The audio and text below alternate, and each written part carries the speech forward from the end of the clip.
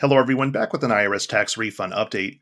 On today's episode, the IRS has released its latest update on the ongoing backlog situation and some good signs for the second consecutive week, so we'll take a look at that. Meanwhile, the next significant batch of refunds is scheduled for release later this week, so we will recap that. As well as after months of waiting with no news about their refunds, taxpayers are now reporting updates to their tax transcripts with specific codes, so we'll take a look at some of those as well.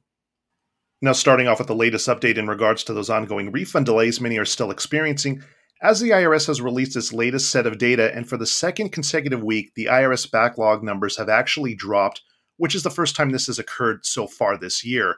The backlog has dropped by another 200,000 returns down to 11 million.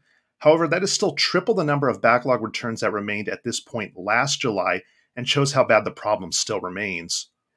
Now, the notable news out of all this for those still waiting is it does appear we have finally hit that peak in terms of the backlog, which would correspond with the significant movement of refunds we've seen in the last 3 to 4 weeks. The biggest movement of processed returns came from those who filed by paper and employer returns. However, there were no changes for electronic returns or those waiting on amended returns in the last update. Moving on to those tax refunds, as the next significant batch of tax refunds is scheduled to be transmitted by the IRS to banks on Wednesday, July 27th, reported by several taxpayers with cycle codes ending in 05. Among the group include January, February, and some March e-filers, January and February paper filers, and even some February amended tax return filers reported being part of this latest batch. However, tax return processing continues to be done out of order when it comes to electronic paper and amended returns, which means there's no way the IRS can give an accurate processing timeframe for those still remaining.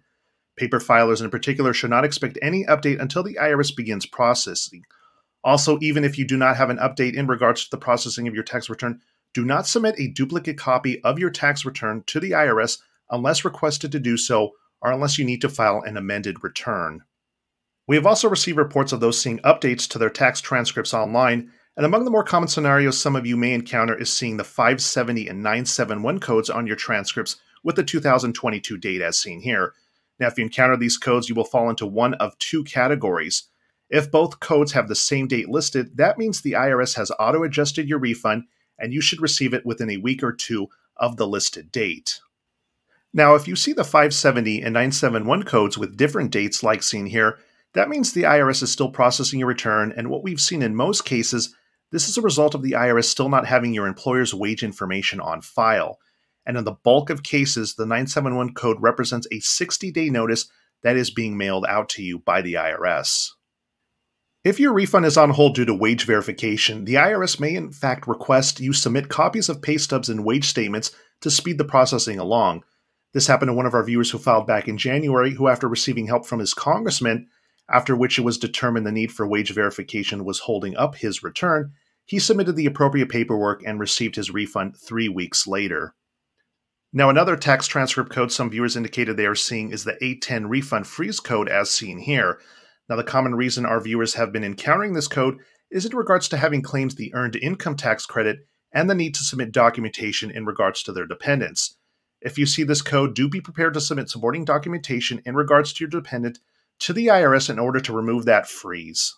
However, what is continuing to happen, as happened all year, is that many taxpayers are not receiving all notices they are supposed to from the IRS, which is in part leading to these delays as taxpayers are not made aware of the issues holding up their refunds.